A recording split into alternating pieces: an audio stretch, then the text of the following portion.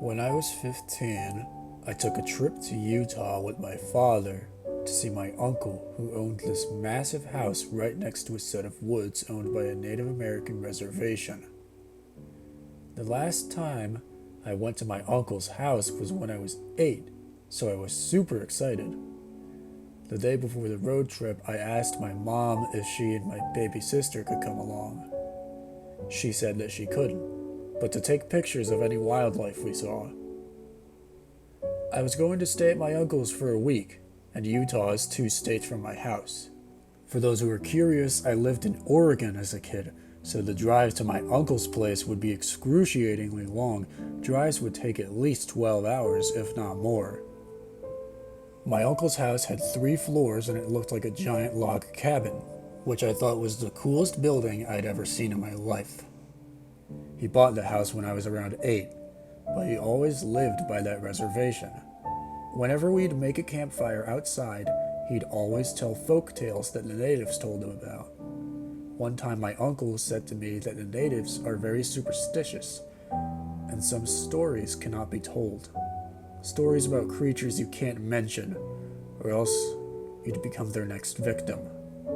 Stories that made me shit my pants without my uncle even telling them. Most kids are afraid of something like the boogeyman, something that comes out of the closet at night, or something that lives under their bed and grabs their feet if they get up. But when I was a kid, I was afraid of creatures I didn't even know about. I didn't know what they looked like, what they did, or if they ate kids. I was terrified. But that was when I was 8. When I was 15, I didn't believe in those folk tales. I thought they were just that, folk tales, urban legends that were made up in order to scare kids. While I was in the passenger seat of my dad's Wrangler, I had the idea to make up my own urban legend in order to scare my uncle. A story about a cryptid that lives in that very set of woods at his house. I could tell a serious story about a creature that eats flesh and can pick locks with its fingernails, or I could tell him about a goblin named Skeeter that steals beer from people's refrigerators at night. We arrived at my uncle's house around 9 at night, and I could tell that the first thing my dad would do is flop onto one of the beds and fall asleep. When my dad parked the Jeep, that was when I remembered that my uncle was a behemoth of a man who stood at what I'm guessing was around 6'5". What used to be a light brown beard on his chin was now gray, and he wore a forward-facing baseball cap with a fish on it. I could describe my uncle's appearance in 4 words: Duck Dynasty meets Godzilla. When my uncle let us in, my dad did exactly as I predicted. However, he was too tired to walk into any of the bedrooms, so he flopped onto the couch and slept like a log. My uncle asked me if I wanted a beer. I said, "No." "You passed the test. You're a good kid," he replied in a somewhat raspy voice. My uncle then took me on a tour around the house after 7 years of me not being there. During the tour, I found the room I would always sleep in as a kid. It was a bedroom on the 2nd floor with a bunk bed and a large TV. When I saw that the GameCube was still plugged in after all those years, my mind was flooded with nostalgia. I took one of the discs out of its case and put it in the system. After nearly 3 hours of playing Super Mario Sunshine, I fell asleep.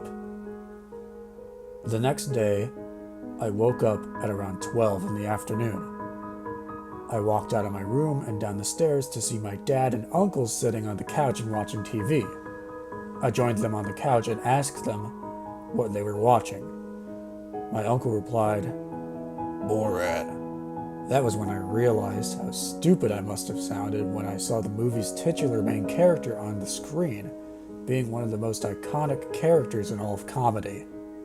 We watched the movie until it was over, which was around an hour later, and the 3 of us walked out into the backyard, which led into the set of woods the natives owned. "It gets dark early this time of year, especially around here," my uncle said to my dad. "Just wanted to tell you that in case you want to go on a hike with your boy." After all the stories you told, I don't think I'd want to go into those woods anymore. I said to my uncle, jokingly. My uncle sat down at one of the 3 chairs he'd set up for us around a pile of logs, which was what I assumed was the campfire. "Wow, you still remember that?" he said. "I'm sorry if I messed you up in any way." That was when I told him about Skeeter the goblin, and my uncle laughed so hard the birds in the trees flew away. After my uncle stopped laughing, he regained his serious tone. "But seriously, kid, I don't want you getting lost in those woods." We then told funny stories about various things in our lives for the next hour. A particular one I remember is when my uncle told about a bass he caught that was the size of a car. I knew he was exaggerating the size of the fish, but that story stood out to me. I then decided to shift the tone. I wanted to scare my uncle. I told him about a creature I made up on the spot. I then described its appearance, and when I did, my uncle froze. His eyes were wide open. My uncle then pointed at me and said, "You don't talk about that creature." I paused as my dad asked why my story got my uncle so spooked. "What are you talking about? I made it up," I replied. "You didn't make that thing up," my uncle said in response. "Yes, I did," I insisted. "The natives don't like it when people tell stories like that. Stories like that are forbidden, boy." I was speechless.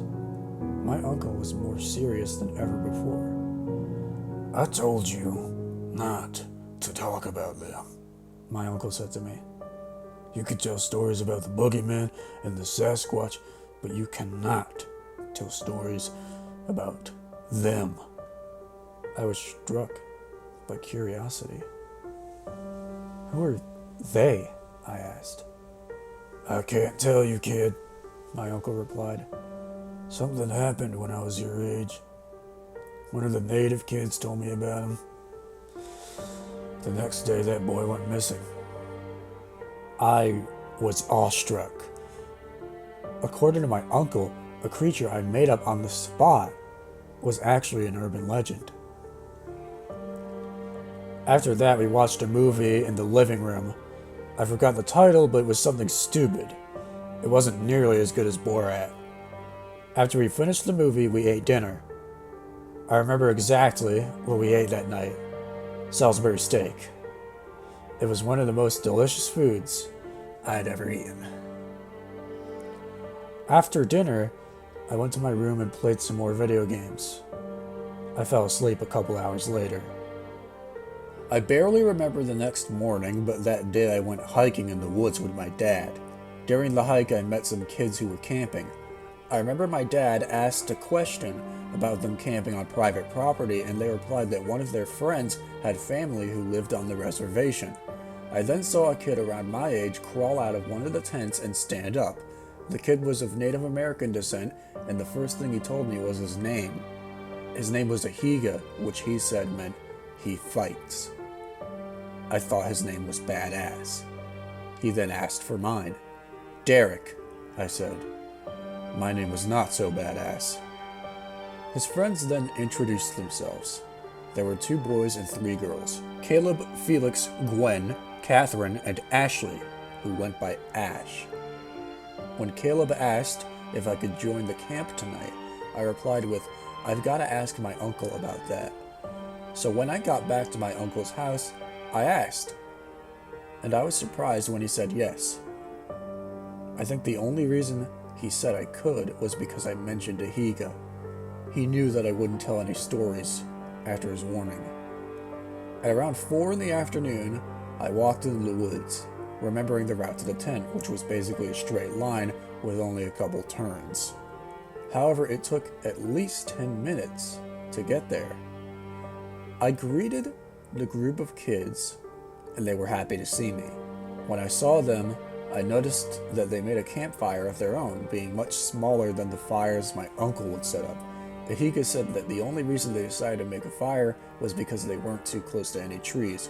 also mentioning how his grandfather, who used to live at the reservation, taught him how to start fires at a very young age. The other thing I noticed was that they set up more than enough tents for a guest or two. They had one tent that was large enough to fit 4 people, as well as 2 smaller tents that could fit 2 people each. At around 6:30, we decided to play manhunt. In order to decide who the seeker was, we played a round of spin the bottle with an empty can of Pepsi on a paper plate.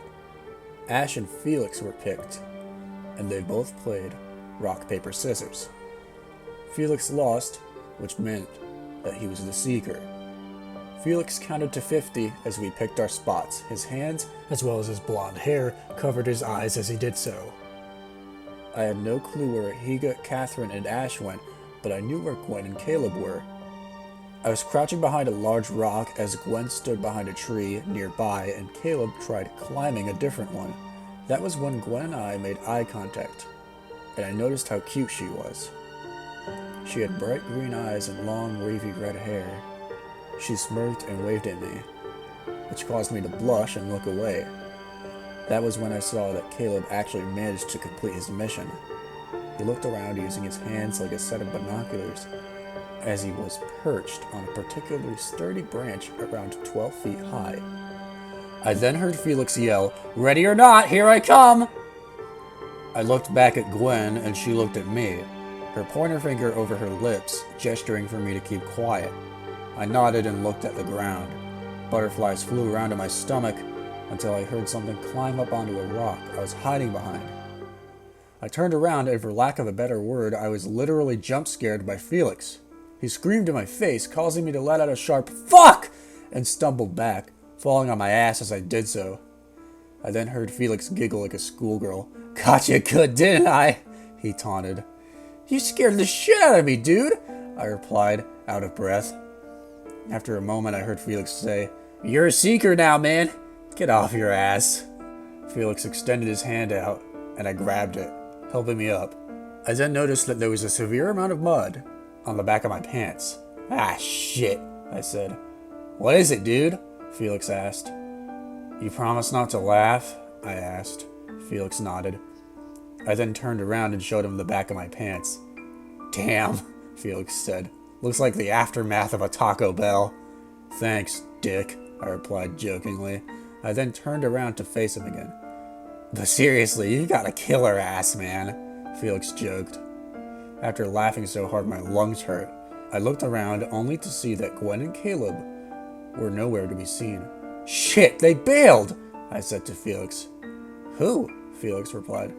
"Gwen and Caleb, they were just here," I said back. "Well, let's go find them and scare the shit out of them," Felix said, grinning. I could tell that Felix loved being the seeker. After 10 minutes of wandering aimlessly, I walked into a small cave as Felix waited outside. In the cave I found Gwen, who was hiding behind a rock. Unlike Felix, I didn't try to scare her. Instead, I simply said, "Boo," in a cheery tone. I wanted to have a chance with her, and I knew that being a dick wouldn't work. When I found her, I had to give her credit. It was a pretty genius spot, and that cave was scary as shit. When I was walking Gwen out of the cave, I noticed that she was slightly taller than me. I'll say it again. She was taller than me. That was very impressive because 15-year-old me stood at an absolutely towering height of 5'4". When I was walking Gwen out of that cave, I stood next to her and decided to put my arm around her. "You gotta be careful," I said. "Tripping and falling here would hurt like a bitch." Looking back at it, she could probably tell that I was talking out of my ass and that I just wanted to put my arm around a cute girl. But that night, I was stoked that she let me put my arm around her. We then walked out of the cave and saw Felix. After around 5 minutes of walking, Felix noticed Ahiga hiding behind a rock, looking away from us. Felix looked back at us with a smirk. "Bingo," he whispered. Felix then crouched and snuck up behind Ahiga. When Felix reached him, he suddenly grabbed his shoulder with his right hand and made a grudge noise. Ahiga jumped up and yelled, "Shit!" This caused Felix, Gwen, and I to laugh like a pack of hyenas. Ahiga then joined our group. There were 3 people left: Catherine, Ash, and Caleb. After 5 more minutes, we found Catherine, who was hiding in a dried-up creek under a small bridge. Felix tried scaring Catherine, but the mission failed when he stepped on a stick and broke it. Catherine then looked over and laughed at Felix, who looked like a deer in headlights. "I knew it, dickwad," she giggled. "God damn it," Felix said, reveling in his failure. "You can't scare everyone, dude," I said to him. After around 2 or 3 minutes, we found Ash, who was hiding inside of a hollowed-out tree stump. Catherine found her, so Felix didn't have a chance to scare any of the girls that night. All of us decided to walk back to the tents in order to talk about where Caleb would be hiding. Felix explained that Caleb was easily the best at hiding, and that he would always hide in the most unexpected spots. When we got to our campsite, Felix checked the tents for Caleb, and Ahiga added some more sticks to the fire. "Caleb was hiding nearby when you found me," I said to Felix. "He was in a tree." "Yep," Felix replied. "That's Caleb. He always hides in the craziest spots and we never expect it." After a short rest, we heard a series of noises from within the woods. They were the screams of a teenage boy. "Help!" the voice said. "Help me!" "Holy fucking shit," Felix said, more to himself than to us. "What is it?" I asked. "That's Caleb," Felix replied. Felix then ran to one of the tents and picked up a flashlight. All 6 of us ran to the direction of the screams. They continued as we ran. Gwen then tripped and fell on a root behind me. I noticed this and stopped as the others continued to run. "You guys, wait!" I yelled as I turned around. I then helped Gwen up from the ground, wiping dead leaves off of her. "Are you okay?" I asked her. "Yeah," she replied. "I'm fine." Both of us turned around to see the others run deeper into the woods. Felix was still using his flashlight. "Let's go," Gwen said. She then grabbed my hand and pulled me along, following the others. In the heat of the moment, I thought about how Gwen was holding my hand instead of how Caleb was in danger. Looking back at that moment in particular made me feel like an idiot. But sometimes I think about what would have happened if I didn't help Gwen. If I left her on the ground like the others did. I felt like a hero at the time. But now, I know that I was actually an imbecile. Gwen and I eventually caught up to the rest of the group, who were all looking around for Caleb. Felix scanned through the trees with his flashlight as he called out, "Caleb! Caleb, where are you?" Gwen and I stopped running as we stood around 20 feet from the others. "You fucking assholes!" I yelled, catching my breath. "Gwen fucking fell! She could have gotten lost too!" "Wow! Good for you, Prince fucking Charming!" Felix yelled back, tears streaming down his face. Caleb could be dead for all we know! Gwen could find the rest of us in seconds!" Felix then started to let out a series of heavy gasps. "Oh shit!" Felix said, checking his pockets. "Oh shit! Oh shit!" "What?" I asked in confusion. Where's my fucking inhaler?" Felix cried. "Oh god, where is it?" Felix then let out a series of gasps and coughs. "Shit," I said. Gwen then let go of my hand and ran over to Felix, who was sitting on the ground, his back against a tree. "Felix, are you okay?" Gwen asked. "Gwen," Felix replied, "my lungs." He then let out a few more gasps. "I had it with me just now." Gwen then picked up the flashlight and ran over to Ahiga, who was the closest person to them. "Look for his inhaler," she said to him in a nervous tone. Ahiga then started frantically scanning the area for Felix's inhaler. I walked over to Felix. His face was red and he was crying. "I'm gonna die," he wheezed. "No, you're not, man," I replied. I crouched down and looked Felix straight in the eyes. "You're not gonna die, not tonight. We're gonna find that inhaler, dude. Just relax and keep breathing." "Found it!" I heard Ahiga shout. He then ran over to Felix. Felix then grabbed the inhaler and started frantically shaking it. He then put it in his mouth and breathed in. Felix did this a few more times as I heard a series of loud footsteps behind me, around 50 feet away.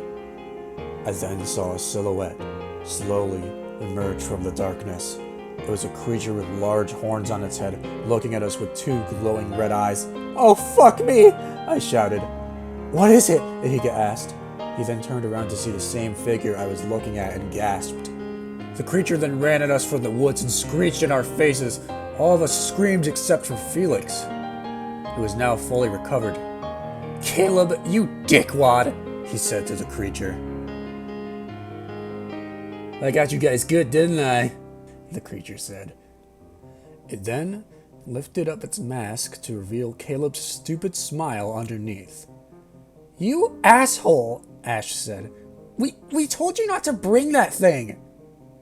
"You mean this?" Caleb said, lifting his mask up and shaking it around. "You got me so good I could have died, dick," Felix responded. I had a goddamn asthma attack. A bad one, too." "Shit, man," Caleb said in a now sincere tone. I'm sorry." "Sorry's not gonna cut it, dude," Felix replied. "Fine," Caleb responded. "What do you want me to do?" "You're sleeping outside tonight," Felix said. "Okay, fine," Caleb said. "Without the sleeping bag," Felix replied. "Oh, come on," Caleb complained. "It's only fair," Felix responded. "Fine," Caleb said back.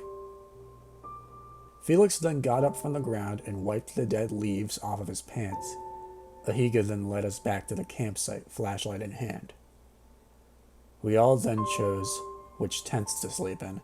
Ahiga and Felix went into the big one, and Ash and Catherine crawled into one of the small ones. Gwen then crawled into the other small tent. I contemplated which tent I should sleep in when I saw Caleb laying in the leaves, drinking a can of Pepsi, his mask resting on his chest. "You like Gwen, don't you?" Caleb said to me, taking a sip from his soda. I blushed at even the mention of her name. "I know what you want to do, my dude," Caleb said. "You want to crawl into that tent with her and get in her pants." Caleb was right, but I didn't want to acknowledge that. I'm not doing that, man," I said quietly. "I just met her." "You're right," Caleb replied. "You'd be a total perv if you did." I walked over to the other tent with Ahiga and Felix when I heard Caleb talk again. "You know, you could try sleeping in that tent with her. The most you should expect would be a kiss or two, though." "Maybe," I responded. I waited for a moment and asked, "You like sleeping outside?" "Nah," Caleb responded, "but I do deserve this. Honestly, I feel like a huge douchebag right now. I didn't know I'd scare you guys that badly." "Yeah," I replied. "One thing's for sure, you're good at scaring people." "Yeah," he chuckled. "And you're good at being a dick," I responded. Caleb stopped chuckling. "God, I should really apologize again," he said. "This is your apology," I replied. "You're right, I guess," Caleb said to me. "You know, when I was hiding earlier, I found this weird antler-looking thing." He then pulled something out of his hoodie pocket. "Look at this shit, dude. You think it's from some sort of animal?" "I don't know, man," I said, looking at it. I noticed that what Caleb was holding wasn't a whole antler, but part of an antler. It was thick and rough-looking. It didn't look like a deer's antler at all. Gwen then poked her head out of her tent. "You coming in or what?" she asked me. I looked up at her and stammered, I'll be there in a sec." I then looked down at Caleb, who gave me a smug look. I then rolled my eyes and crawled into Gwen's tent. Gwen slipped into a light blue sleeping bag and zipped it up. I then noticed a red sleeping bag. I took off my shoes and made myself comfortable, climbing into the sleeping bag and zipping it up. "I heard you guys talking outside," Gwen said to me. "I like you too, Derek." "Really?" I stuttered. Gwen giggled. "Yeah," she replied. "You're cute." I didn't know what to say after that. I turned away from her and looked up at the ceiling of the tent. She then moved over to me and kissed my cheek. My face could not get more red than it already was. "Good night, Derek," Gwen said to me. She then rolled away from me and closed her eyes. Good night, Gwen," I replied. After a little bit, I unzipped my sleeping bag and checked my watch. It read 8:30. I then got up and zipped the tent shut, realizing that it was still open. I then got into my sleeping bag and dozed off. After a couple of hours, I woke up to hear heavy footsteps in the woods. I turned over to Gwen to see that she was still asleep. I quietly got out of my sleeping bag and partially unzipped the tent. I saw Caleb slowly crawl towards my tent. "Dude, let me in," he whispered. "No," I whispered back. "You just want to sleep in a tent, dick." "Derek, I'm fucking serious," Caleb whispered to me. "There's something out here." I then heard some more footsteps, and I realized that Caleb wasn't joking. I unzipped the tent and Caleb crawled inside. Caleb laid down in between Gwen and I. "What'd you see?" I asked Caleb in a whisper. "I don't know, man," he responded. "But it was big." That was when I noticed the smell. It was absolutely rank. It smelled like a cross between skunk spray and some sort of dead animal. I gagged as I started to zip the tent back up. Gwen woke up and asked what Caleb was doing in the tent. I put my finger over my lips and looked her straight in the eyes. She knew something was wrong. "Jesus Christ, what's that smell?" Gwen whispered. Neither Caleb nor I replied to Gwen's question as the sounds of footsteps moved closer to our tent. I saw a silhouette slowly emerge from the woods and into the campsite. Thanks to the little fire we had left in that pile of sticks and small logs, the creature was easily 9 feet tall as it walked on its hind legs. The thing was so emaciated that I thought its bones would rip through its skin at any moment. On its head were 2 large, antler-like horns that were at least 2.5 feet long each. The abomination bent down and started crawling on all fours, its posture similar to that of an ape. However, unlike an ape, its back was arched upwards, like a scared cat. It looked at the campfire with curiosity, and that was when I saw its white, soulless eyes. Its eyes looked like that of a dead body. Its pupils were cloudy, milky, as if this thing was blind. However, it clearly wasn't. The creature turned around and got up from the fire. It walked back into the woods when I noticed that part of one of its antlers was missing. Caleb, Gwen, and I sat in the tent, shocked and silent for the next 10 minutes. Caleb then whispered, "We should warn the others. We should tell Ahiga what we just saw." I nodded my head and unzipped the tent. I was just about to crawl out and warn the others when Gwen grabbed my hand. I turned around and she kissed me on the lips. Her other hand gently rested on my cheek. Our lips separated. "Promise me you'll come back," she whispered, tears welling up in her eyes. "It'll only take a minute," I replied. I got out of the tent and slowly crawled towards the big tent where Ahiga and Felix slept. I unzipped the tent to see Ahiga and Felix staring back at me. "Thank God it's just you," Felix whispered, gripping his inhaler tightly. "We saw it too," Ahiga said to me in a hushed tone. "What is it, Ahiga?" I asked him. "What is that thing?" "We don't talk about it," he replied as I crawled into the tent. "But we have names for it." Ahiga waited for a moment, contemplating whether or not to tell me. "Some call it the snow demon, while others call it the flesh-starved devil man. Our tribe calls it the cannibal of the cold. You, however, know it by only one name." Ahiga inhaled deeply and breathed out. "The Wendigo," Ahiga said, his hands shaking. "They come in many forms. Some have antlers and long brown hair, while others have snow-white skin and long, sharp fangs. Some look like demons, while others look like men." "The girls," Felix interrupted. "Catherine and Ash. We have to get them." After 30 seconds of preparation, all three of us crawled out of the tent.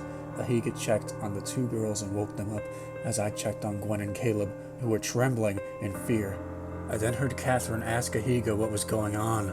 At that moment, I came up with a plan. My uncle's house isn't too far from here, I said. We could make it there in 10 minutes. Yeah, and this thing could kill us all in less than that, Caleb responded in a whisper. The Wendigo is a cannibal spirit that is forever hungry, Ahiga said to us. It craves human flesh, and if it sees us... Ahiga stopped talking and looked down at the ground. We're dead, Felix said in response. Ahiga shakily nodded his head in confirmation. Where's your uncle's house? Gwen asked me, her beautiful green eyes now filled with desperation. It's half a mile east, I replied. He'll let us in. Does he have a gun? Gwen asked, panic swelling up in her voice. I don't know, I replied in a somber tone. Felix then walked over to his tent and grabbed the flashlight from earlier. If it sees us, I'll throw this or shine it in its eyes or something. I'll do something to distract it, and the rest of you guys could run, Felix said. I don't think I can make it. Not with my asthma. Do you remember what I said to you earlier, Felix? I asked. When you were having that asthma attack, I said to you that you're not gonna die, not tonight. None of us can give up, Felix.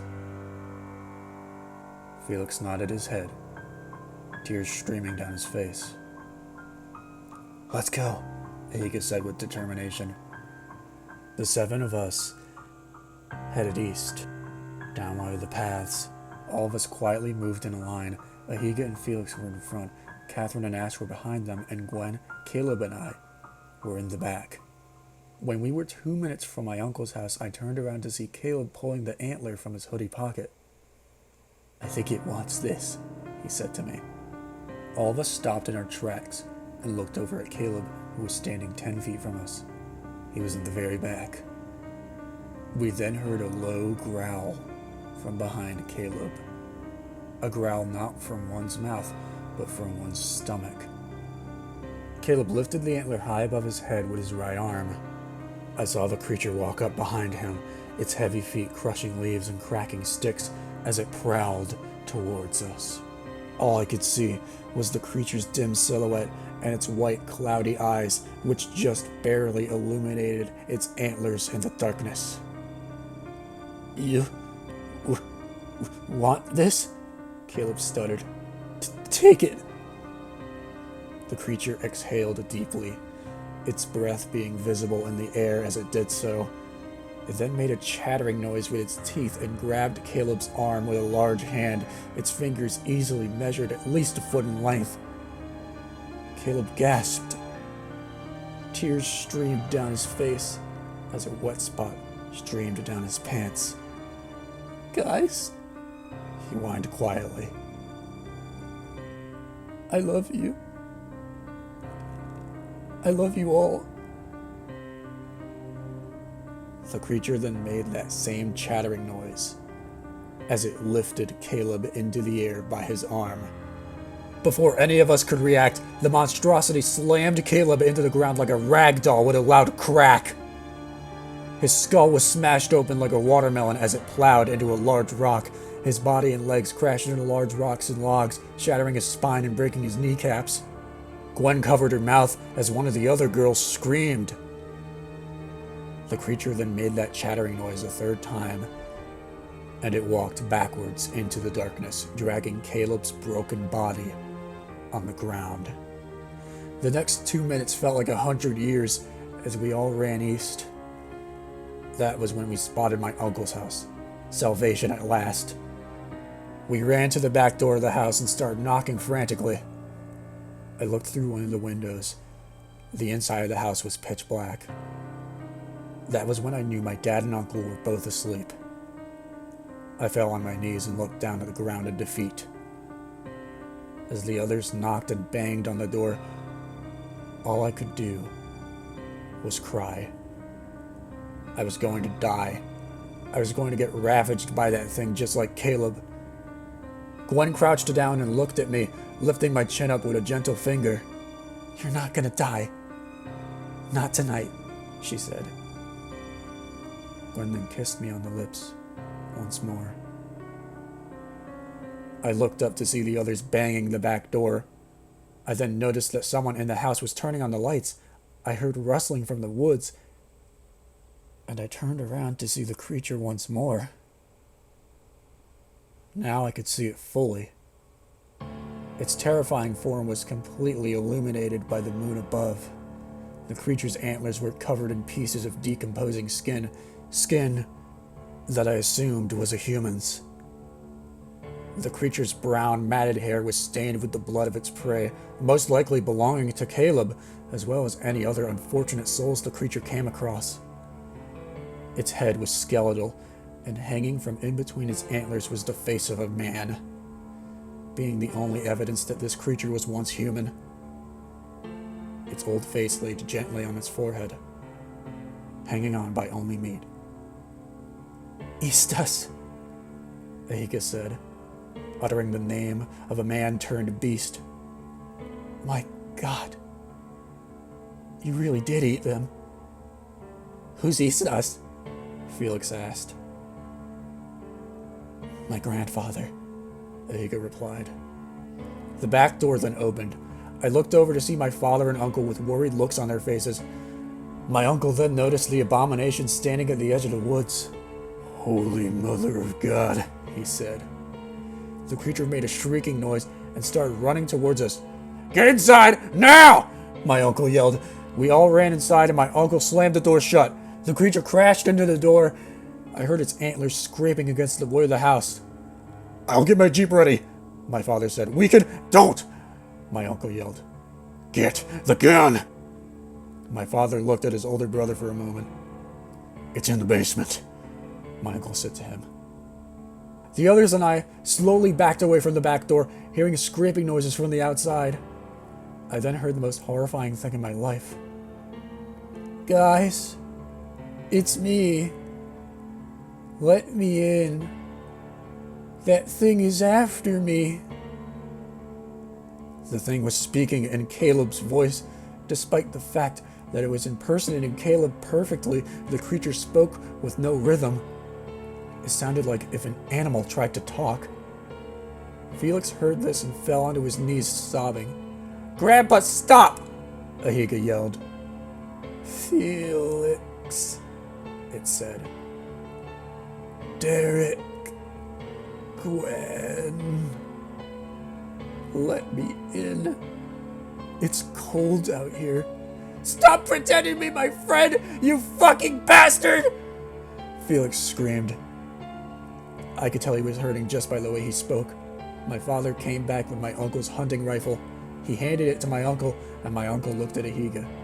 Ahika looked back at my uncle and nodded slowly. I knew what they were both thinking. I knew what my uncle asked Ahika without even opening his mouth. I heard it in my own thoughts. "Do I kill your grandpa, boy?" "Yes. You have to kill him." My uncle then opened the door and backed up. "It's so cold," the creature rasped. "Well, you could warm yourself up in hell," my uncle growled. He then pulled the trigger. A quiet click rang out from the gun. My uncle then looked at my father. My father looked back at him, his eyes widening. I'm so sorry, Richard," my father said to his brother. The creature then crashed through the doorway and slammed its antlers into my uncle's body, thrashing around like a bull and eventually pinning him to one of the walls. Blood poured out of his mouth as he tried fighting back, punching the creature's skeletal face with his now bloody fists. I started panicking as my father ran over to the front door and opened it, running out into the darkness. After around 30 seconds, my father came back with a can of gasoline from his Jeep. To this day, I thank him for the fact that he always has spare gas for the Wrangler. My father then splashed gasoline all over the creature, my uncle's corpse hanging from its antlers. Ahiga looked at me and said, "Do you have a campfire in the yard?" I nodded. Ahiga then ran outside as I followed. I watched as Ahiga started making a campfire using only 2 small logs and a rock. I ran back inside to see the creature, soaked in gasoline, attempting to stand up without slipping on the wooden floor. "I got it!" I heard Ahiga shout from outside. "Come on!" I yelled, as I motioned for everyone to head out into the backyard. We all ran outside and surrounded the campfire. It was already huge. "Come on out, Grandpa!" Ahiga shouted. The creature tilted its head to the side in order to crawl through the door and into the backyard. It then stood up on its hind legs once more, my uncle's corpse hanging from its antlers. "Grandpa, look! I made a fire!" Ahiga shouted. The creature snarled and walked towards us. "Yeah, that's it," Ahiga said quietly. The creature then made that damn chattering noise for a final time, turned away from us, and lumbered back into the trees. We all stood there in shock, watching the Wendigo walk away. It knew our plan, so instead of walking into our trap, it walked back into the woods. The monster had its food for the night. Sometimes I still think about that night. That was 5 years ago now. And I still think about what could have happened if my father didn't have a spare gas can, or if Ahiga didn't know how to make a fire. I still think about the friends I made on that trip. I think about Ahiga, Felix, Catherine, Ash, and Gwen, wondering what they're doing now, or if they're still alive. I bet they're thinking the same about me. That is, if they aren't hanging from that thing's antlers like my uncle, like some sort of macabre Christmas tree. I hope they're all still alive, and I hope that bastard didn't rip them apart like Caleb. A friend I made and lost on the same day.